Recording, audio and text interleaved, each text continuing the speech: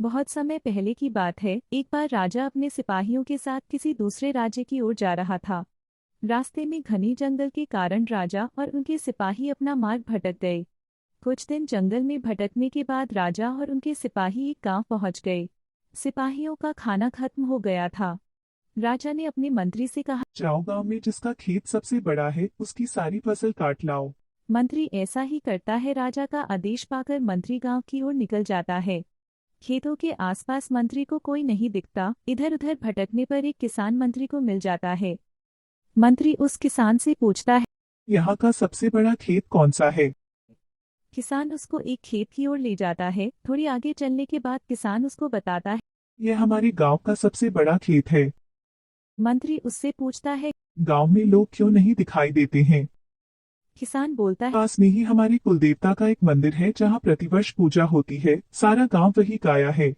मैं भी वहीं से आ रहा हूँ। मुझे खेत पर कुछ काम था इसलिए मैं थोड़ा जल्दी आ गया।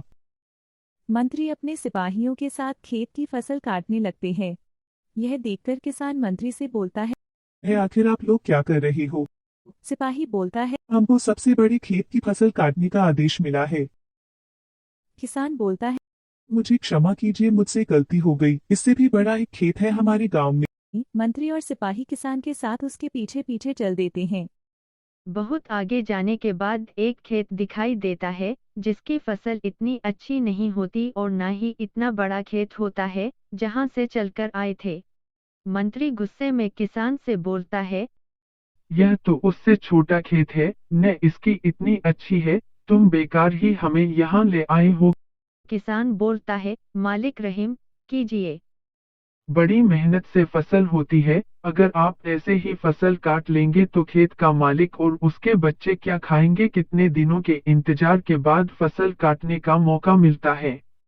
मंत्री गुस्से से बोलता है, तो क्या तुम जिस खेत पर लाए हो उस किसान के बच्चे और उस किसान को दिक्कत नहीं होगी? किसान बड़ी विनम्रता से कहता है, मालिक अगर उस किसान को कोई दिक्कत होती तो वह आपको अपने खेत में आपको लेकर क्यों आता? क्या यह खेत तुम्हारा है? जी हजूर, यह खेत मेरा है। उससे छोटा है पर मेरा है। आप इसकी सारी फसल काट लीजिए, मुझे कोई आपत्ति नहीं है। पर जिस खेत पर मैं आपको ले गया था वह मेरा खेत नहीं था।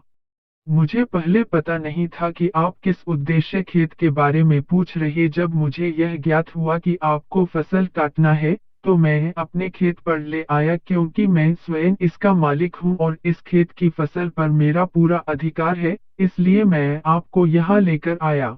मंत्री किसान की बात सुनकर बड़ा प्रसन्न हुआ। वह अपने सिपाहियों को लेकर वापस चला गया और राजा को सारा किस्सा सुनाया। राजा ने उस किसान को अपने पास बुलाया और उसकी पीठ थपथपाई। राजा ने उसको खुश होकर इनाम में सोने के सिक्कों से भरी एक थैली दी और किसान की फसल का उचित दाम दिया। इस प्रकार से किसान की ईमानदारी और चतुराई के चलते किसान को अपनी फसल का अच्छा दाम भी मिला और उसको इनाम में सोने के सिक्के भी मिल गए। इस कहानी से हमको यह शिक्षा मिलती है कि हमें अपने स्वार्थ को दूर रखकर दूसरों के बारे में सोचना चाहिए।